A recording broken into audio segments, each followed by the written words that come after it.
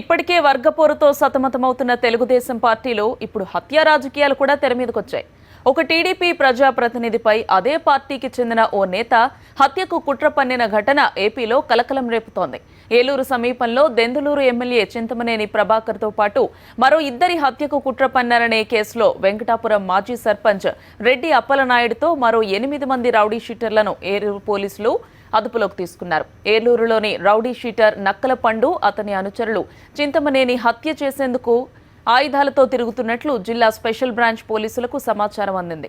వెంటనే రంగంలోకి దిగిన పోలీసులు వారిని అదుపులోకి తీసుకుని విచారించగా అసలు విషయం వెలుగులోకి వచ్చింది. హత్యల కోసం టీడీపీ నేత మాజీ సర్పంచ్ రెడ్డి అప్పలనాయుడు తమకు డబ్బు ఇచ్చారని నిందితులు వెల్లడించారు.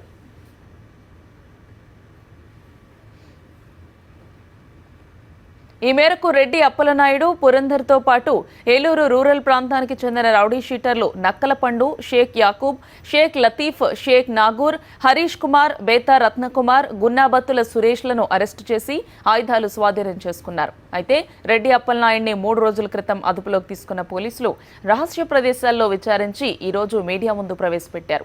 అయితే కావాలనే దెందులూరు ఎమ్మెల్యే చింతమనేని ప్రభాకర్ తనపై కక్షతో పోలీసులచే అన్యాయంగా తనను నిర్బంధించి కేసులో ఇరికించారని, తను బయటకు వచ్చాక నిజాలు చెప్తానని రెడ్డి అప్పలనాయుడు అన్నారు. మరోవైపు తన భర్తను కావాలనే రాజకీయంగా అనగదొక్కేందుకు తమ పార్టీలోనే కొందరు నాయకులతో పాటు దెందులూరు ఎమ్మెల్యే చింతమనేని ప్రభాకర్ ఇబ్బందులకు గురి చేస్తున్నారంటూ అప్పలనాయుడి భార్య రెడ్డి అనురాధ ఆరోపించారు.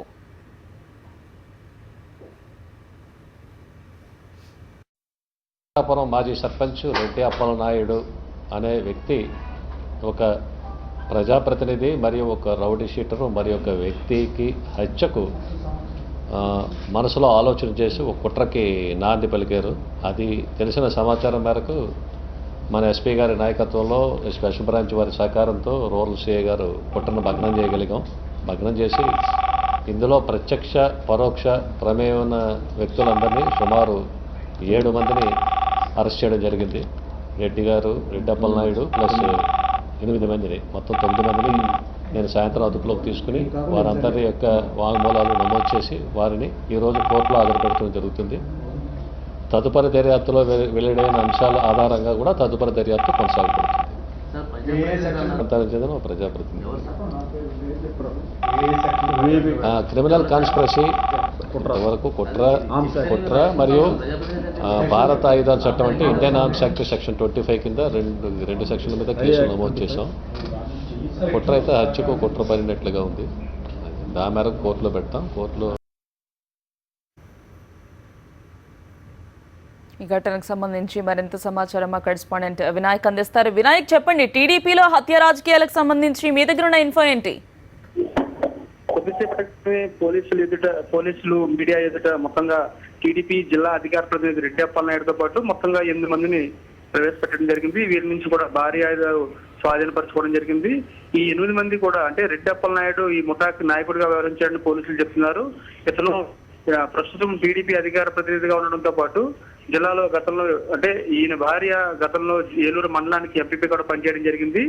ఈ నేపథ్యంలోనే గతంలో ఉన్న విభేదాల నేపథ్యంలో అతను ఏలూరుకు సమీపంలో ఉన్న ఒక ప్రజాప్రతినిధితో పాటు మరో 2 మీద హత్య ప్రయత్నానికి ఈ ముఠా ప్రయత్నించినట్లుగా పోలీసులు చెప్తున్నారు. ఇందులో ఆ ప్రజాప్రతినిధి ఎవరన్నది పోలీసులు చెప్పనప్పటికీ కూడా ఏలూరున్నప్పటికీ గతంలో ఇతనికి ఉన్న విభేదాల దృష్ట్యా చింతమనేని ప్రభాకర్ మీదే ఈ హత్య ప్రయత్నం చేయబోయినట్లుగా పోలీసుల నుంచి వస్తున్న మనకు సమాచారం అందుతుంది. ఈ మొత్తం వివరాల్లోకి వెళ్తే కనుక ప్రస్తుతం కొద్ది రోజుల క్రితం నక్కలపండు రౌడీ షీటర్ పోలీసులు చిక్కడం జరిగింది. అతన్ని విచారించిన సమయంలో ఆ నక్కలపండుతో పాటు మరికొంతమంది ఈ ప్రజాప్రతినిధితో పాటు మరో ఇద్దరు ఒక రౌడీ షీటర్ గా ఉన్న ఒక వ్యక్తి మీద, అదేవిధంగా మరొక వ్యక్తి మీద మొత్తంగా 3 హత్యా ప్రయత్నాలు చేయడానికి రెక్కి కూడా నిర్వహించినట్లుగా పోలీసుల దర్యాప్తు వెల్లడైంది. అప్పటి నుంచి కూడా ఈ వ్యవహారం నక్కలపండు ఎప్పుడైతే రౌడీ షీటర్ నక్కలపండు ఎప్పుడైతే పోలీసులు దిక్కాడో అప్పటి నుంచి కూడా ఈ రెడ్డి అప్పలనాయుడు అనే వ్యక్తి టీడీపీ అధికార ప్రతినిధి రెడ్డి అప్పలనాయుడు అధికారులు వెళ్ళిపోవడం జరిగింది. 2 రోజుల క్రితం రెడ్డి అప్పలనాయుడు ఏలూరు ఎమ్మెల్యే బడేడు బుజ్జి ఇచ్చిన హామీతోటి పోలీసులు లొంగిపోయినట్లుగా మనకు స్పష్టంగా తెలుస్తోంది.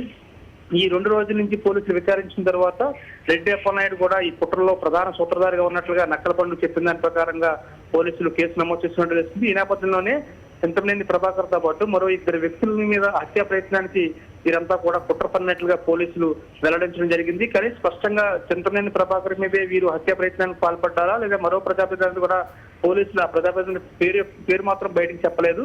కానీ ఇప్పటికీ దీని మీద పోలీసులు పూర్తి స్థాయిలో దర్యాప్తు చేయవలసిందని చెప్తున్నారు. ఈ హత్య కుట్రకు సంబంధించి కారణాలు లోపలికి వెళ్తే మటుకి రెడ్డి అప్పలనాయుడికి చింతమనేని ప్రభాకర్ మధ్య రాజకీయంగా విభేదాలు ఉన్నాయి.